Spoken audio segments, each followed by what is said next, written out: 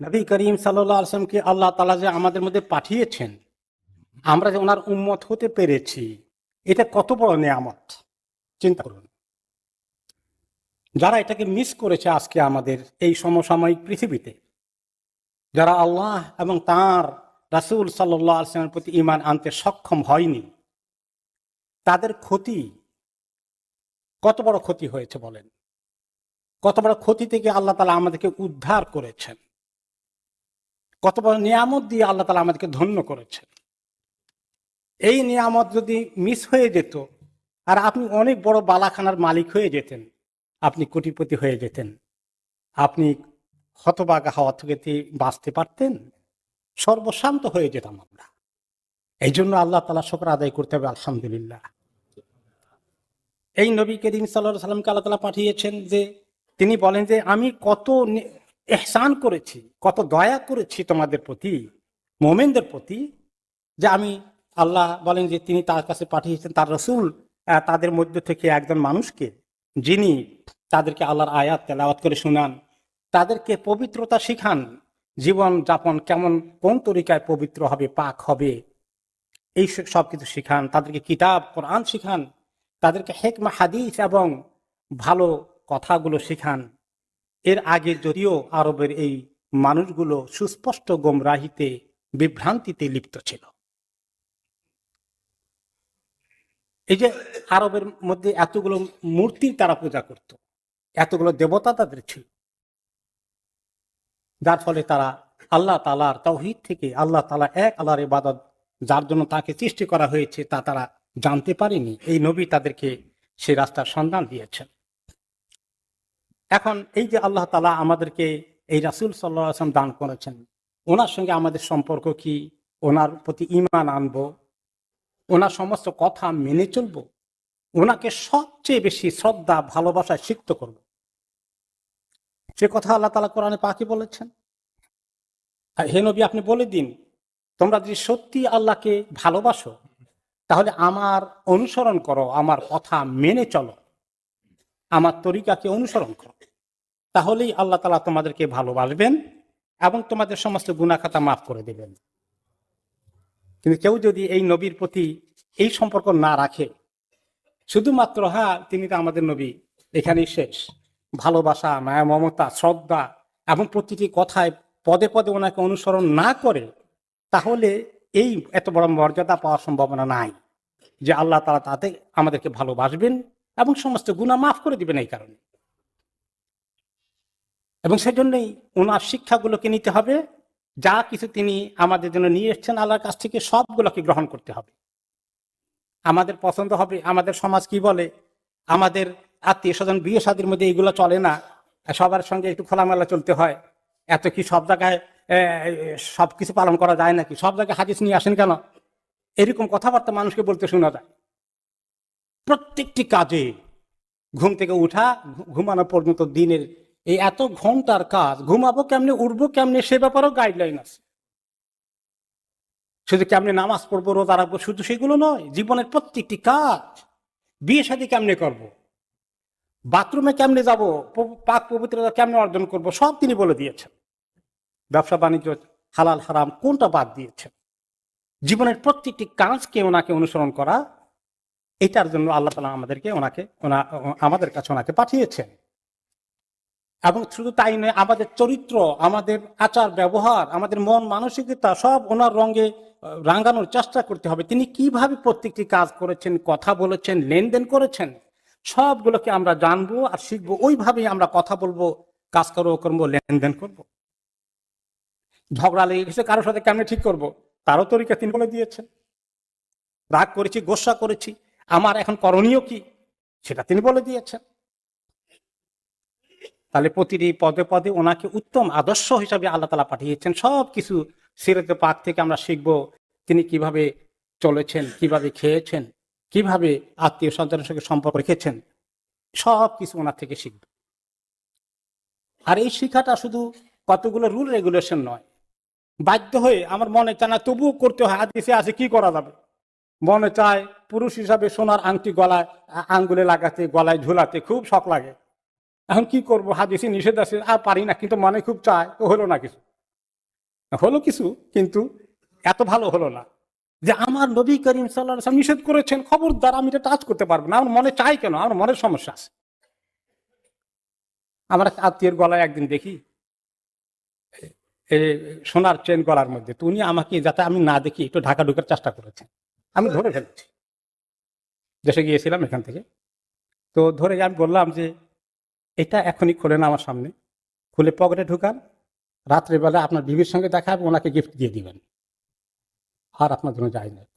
আমি তো আপনাকে দেখে এটা আর পাইছি, আপনি ধরে ফেলবেন আমাকে, আর বাঁচতে পারলাম না।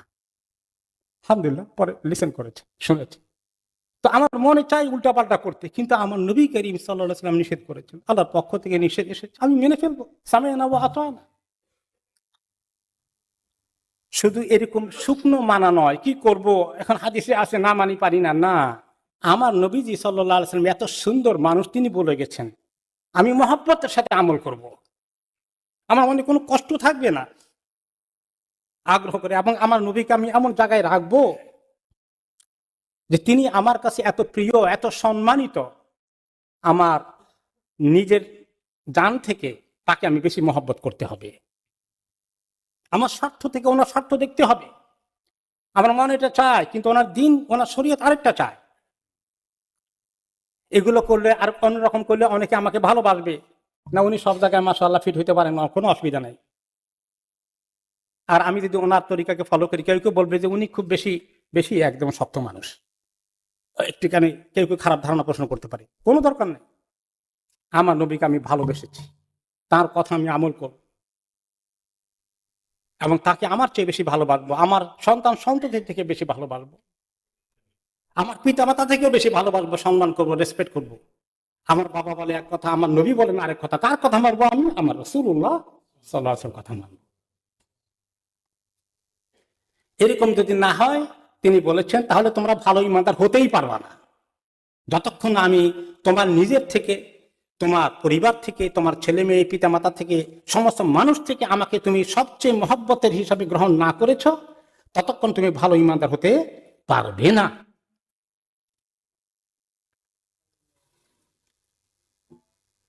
তিনি সাহাবায়ে কেরাম কিভাবে ভালোবেসেছিলেন? ওনার এক সাহাবী হচ্ছেন আমর ইবনে আস রাদিয়াল্লাহু আনহু। ওনাকে ওনার ছেলে জিজ্ঞেস করলেন, হয়তো ছেলে এত ভালো করে দেখেননি আল্লাহ নবীকে, বাবা অনেক বেশি পেয়েছেন, দেখেছেন, কারণ রাসূলুল্লাহ সাল্লাল্লাহু আলাইহি ওয়াসাল্লাম ওনাকে অনেক সম্মান করতেন, গুরুত্ব দিতেন, উনি অনেক বড় সেনাপতি ছিলেন ইসলামের। তো রাসূলুল্লাহ সাল্লাল্লাহু আলাইহি ওয়াসাল্লাম সম্পর্কে যে বাবা আপনি আমাকে একটু বলবেন তো, আল্লাহ নবীকে কেমন করে দেখেছেন, ওনার চেহারা কেমন ছিল, আপনি ওনাকে কেমন পেয়েছেন, একটু বর্ণনা করেন তো। তিনি বলেন, বৎস শোনো, আমার কাছে ওনার মতো আর প্রিয় কোনো ব্যক্তি পৃথিবীতে নাই, ছিল না, কিন্তু তিনি আমার কাছে এত সম্মানিত ছিলেন যে আমি ওনার দিকে তাকিয়ে দেখব, ওনাকে দেখতে কেমন দেখা যায়, চেহারার দিকে তাকাবো, ওনার প্রতি সম্মান শ্রদ্ধা কারণে আমি ভালো করে ওনার দিকে তাকাতেও পারতাম না, যে এত সম্মান, এত শ্রদ্ধা, এত ভক্তি আমার। ওনার ব্যক্তিত্বের কারণে, ওনার প্রতি আমার ইহতিরামের কারণে আমি ভালো করে চোখ দুটো খুলে অনেকক্ষণ ওনার দিকে তাকাতে পারিনি। কেউ যদি আমাকে জিজ্ঞেস করে আজকে যে আল্লাহ নবী দেখতে কেমন ছিলেন, মনে হয় আমি ঠিক মতো বলতে পারবো না, ওনার চেহারার বর্ণনা দিতে পারবো না, কারণ আমি লজ্জায়, সম্মানের কারণে ওনার দিকে পুরো তাকাতে, পুরো দুটো চোখ দিয়ে তাকাতে আমি সক্ষম হইনি।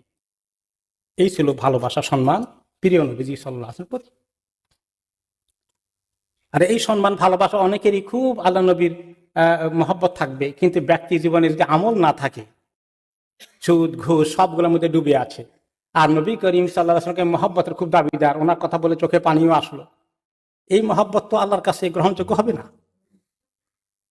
ওনাকে অনুসরণ করাটা হলো আসল। এই জন্য একটা হাদিসে তিনি বলেছেন, আমার উম্মতের সবাই জান্নাতে যাবে, তবে যারা অস্বীকার করে তারা ছাড়া। তো সাহাবায়ে কেরাম বলেন, ইয়া রাসূলুল্লাহ, জান্নাতে যেতে অস্বীকার করে কে? তিনি বললেন, যারা আমার সব কিছু অনুসরণ করে তারা জান্নাতে প্রবেশ করবে। আর যারা আমার অনুসরণ করে না সে অস্বীকার করলো, তার মানে সে জান্নাতে যেতেই অস্বীকার করলো। সাহাবায়ে কেরাম কিভাবে ওনাকে সম্মান করেছেন, পালন করেছেন, ওনার নির্দেশকে অক্ষরে অক্ষরে পালন করেছেন। আরেকবার এটা উদাহরণ দিয়েছিলাম, অনেকে মিস করেছেন। সাহাবী আব্দুল্লাহ ইবনে রাওয়াহা রাদিয়াল্লাহু আনহু হয়তো জুমা পড়তে এসেছেন, একটু লেট হয়ে গেছে। এই সময় রাসূলুল্লাহ সাল্লাল্লাহু আলাইহি ওয়াসাল্লাম বললেন যে সবাই বসে পড়ো, যে যেখানে আসে বসে পড়ো। তো ওই সাহাবী আব্দুল্লাহ ইবনে রাওয়াহা তখন মসজিদে ঢুকেননি, রাস্তায় আছেন, কেবল ঢুকবেন। ও মসজিদের বাইরে রাস্তায় সঙ্গে ওনার কানে আওয়াজ গেল, তিনি বললেন সবাই বসে পড়ো। তিনি ওইখানেই বসে পড়লেন, পুরো খুতবা ওখানে বসে শুনলেন, মসজিদের ভিতরে ঢুকলেন না, জায়গা আছে। তো নামাজের পরে উনি তো ওনার খুব ঘনিষ্ঠ সাহাবী, ওনাকে দেখলেন না। একটু পরে দেখলেন যে উনি আসতেছেন। এই তুমি কই, তোমাকে দেখলাম না। ইয়া রাসূলুল্লাহ, আপনি বললেন যখন মিম্বার থেকে সবাই বসে পড়ো, আমি আপনার কথাকে অক্ষরে অক্ষরে পালন করার জন্য আমি রাস্তার মধ্যে বসে গিয়েছি। এই ছিল ওনাদের স্পিরিট। তিনি বললেন, আহা, তোমার আল্লাহ তাআলা তোমাকে এইরকম আল্লাহ এবং তার রাসূলের কথা শোনার, আমল করার, মানার তৌফিক আরো বাড়িয়ে দিন। হাদিসে আছে, কিন্তু এই জমানাতে হাদিস চলে না, নাউজুবিল্লাহ। এই কথা বলে ঈমানও তো থাকবে না। খবরদার, কোন নিয়ে আমাকে আমরা হারাবো এরকম কথা বলে চিন্তা করেছি। আর এর উল্টো এক্সাম্পল আছে। এক লোক মুনাফিক কিসিমের হবে, তথাকথিত মুসলিম, বসে খাওয়ার করছে, বাম হাত দিয়ে খাচ্ছে। সে আবার কিন্তু বাম হাত দিয়ে মানে ডান হাত দিয়ে খেতে পারে না তা নয়, তার ডান হাত ফাংশন করে, কিন্তু সে তার অভ্যাস বাম হাত দিয়ে খায়। আমাদের অনেকেই বাম হাত দিয়ে পানি খায়, বাম হাত দিয়ে চা খায়, আর ডান হাতে বোধহয় সিগারেট থাকে। আহারে, উল্টো হয়ে গেল। তো তিনি বললেন, তুমি ডান হাত দিয়ে খাও। লোকটার মধ্যে তাকাব্বর এসে গেল, না আমি খাই না ডান হাত দিয়ে, আমি খাইতে পারি না। আসলে সে কেউ কেউ আছে বাম হাত দিয়ে না, ডান হাত দিয়ে খেতেই পারে না, সেটা আলাদা, তাদের ওজর আছে। কিন্তু তাদের ওজর নেই, তারা বাম হাত দিয়ে খাবে, এটা ঠিক না। এই লোকের ওজর ছিল না, কিন্তু সে তাকাব্বর করে বলে আমি বাম হাত দিয়ে ডান হাত দিয়ে খাইতে পারি না। তিনি বলেন, আর কোনোদিন খেতে পারবা না। পরে চেষ্টা করেও ডান হাতটা মুখের কাছে আনতে পারেনি। আর খবরদার, হাদিসের ব্যাপারে কোনো কথা মন্তব্য করতে, এই হাদিস এখন এখনকার জমানায় চলে না। এই হাদিস ইউরোপ আমেরিকায় চলবে না, আরব দেশে যান। তাহলে এরকম কথা বলা ইমান নিয়ে টানাটানি শুরু হয়ে যাবে। আল্লাহ মাফ করুন। ওনাকে ভালোবাসা অন্তর দিয়ে, আর প্রত্যেকটি কথাকে আমল করা যে কি নিয়ামত। এক সাহাবী, ওনার নাম হল আব্দুল্লাহ ইবনে যায়েদ ইবনে আব্দুর রাব্বিহি আল আনসারী। মা আয়েশা বলেন, তিনি আসলেন আল্লাহ নবীকে দেখতে, আর বলেন, ইয়া রাসূলুল্লাহ, আপনি যে আমার কাছে কত প্রিয়, আমার নিজের থেকে, আমার ছেলে মেয়ে, পিতামাতা, সবার থেকে আপনাকে প্রিয়। আমি যখন বাড়িতে চলে যাই, আপনার এখানে থাকি না, যতক্ষণ থাকি আপনাকে দেখি কত যে ভালো লাগে। যখন বাড়ি ঘরে চলে যাই, তখন খালি মিস করি যে আপনাকে কালকে সকালে কখন দেখা হবে, বা দুপুরে কখন যাব, বাড়িতে কাজ নিয়ে ব্যস্ত আছি, ছেলে মেয়ে ব্যস্ত করে ফেলেছে, কখন যাবার দেখা হবে, আবার খালি এই অপেক্ষায় থাকি। তা আবার চলে আসি, দেখা হয়, মনে সান্ত্বনা আসে। কিন্তু আমার দুশ্চিন্তা হয় যে আপনি যদি দুনিয়া থেকে চলে যান, আমিও চলে যাব আখিরাতে। আবার যখন যদি আল্লাহ তো আপনাকে জান্নাতে নেবেনি, আপনি থাকবেন নবীদের সঙ্গে কত উঁচু জায়গায়, আর আমি যদি জান্নাতে যাইও, কোন ক্লাসে থাকবো, কোন লেভেলে থাকবো, আপনার সঙ্গে তো আখিরাতে দেখা মিস করে ফেলবো। ইয়া রাসূলুল্লাহ, ওই দুঃখ আমার ভিতরে একদম অনেক কষ্ট দিচ্ছে আমাকে। ইয়া রাসূলুল্লাহ, কেমনে আপনাকে না দেখে থাকবো আখিরাতে, জান্নাতে গেলেও। তিনি কিছু বললেন না, ওনার কাছে জবাব নাই রাসূলুল্লাহ সাল্লাল্লাহু আলাইহি ওয়াসাল্লাম কাছে। একটু পরেই জিবরাইল আলাইহিস সালাম জবাব নিয়ে আসলেন, কোরআনের আয়াত নাজিল হয়ে গেল যে যারা কি করে, আল্লাহ এবং তার রাসূলকে মেনে চলে, তাদের কথাকে আমল করে, তারা হবে ওই সমস্ত লোকদের সঙ্গে জান্নাতে ওই জায়গায় থাকবে যেখানে নবীগণ থাকবেন, সিদ্দিকিনগণ থাকবেন, শহীদরা থাকবে, সব নেককাররা সেখানে থাকবে। তারা একে অপরের কত ভালো বন্ধুত্ব এবং সাহচর্য পাওয়ার সুযোগ তাদের হয়ে যাবে। এবং এই আয়াতটা অনেক সাহাবীর জন্য খুব সুখবর হয়ে গেল যে তাদের জন্য আখিরাতে নবী করিম সাল্লাল্লাহু আলাইহি সাল্লামকে পাওয়ার সুযোগ আছে, দেখার সুযোগ আছে। সর্বশেষ কথা হলো যে এই যে রাসূলুল্লাহ সাল্লাল্লাহু আলাইহি ওয়াসাল্লামের সঙ্গে আমাদের সম্পর্ক, অনেকেই বছরে একদিন এক তারিখ ঠিক করে রাখছে, অমুক দিন ওনার জন্ম দিবস, মৃত্যু দিবস, কিছু ওই দিন কিছু একটা পালন করতে হবে, ওই মাসে কিছু করতে হবে, ওই মাসে ওনার সিরাতের আলোচনা করতে হবে, শুধু অন্য মাসে না। এই কাম কোন সাহাবায়ে কেরাম করেননি। আবু বকর, ওমর, ওসমান, আলী রাদিয়াল্লাহু আনহু জামিয়ান, তারা কি আল্লাহ নবীকে কম ভালোবেসেছেন? ওনার জন্ম দিবস পালন করা, ওই দিন ঘটা করে অনুষ্ঠান করা যদি বড় ইবাদত হতো, ওনারা মিস করতেন এটা? ইমাম আবু হানিফা, ইমাম শাফি, ইমাম বুখারী মিস করতেন? কখনো না। কাজে এইরকম একটা একদিনের আনুষ্ঠানিকতা নয়, প্রতিদিনের জীবনের প্রত্যেকটি কাজে আমরা নবী করিম সাল্লাল্লাহু আলাইহি সাল্লামকে অনুসরণ করব, সেটাই আল্লাহ তাআলা আমাদের কাছে চান। আল্লাহ তাআলা আমাদেরকে তৌফিক দান করুন।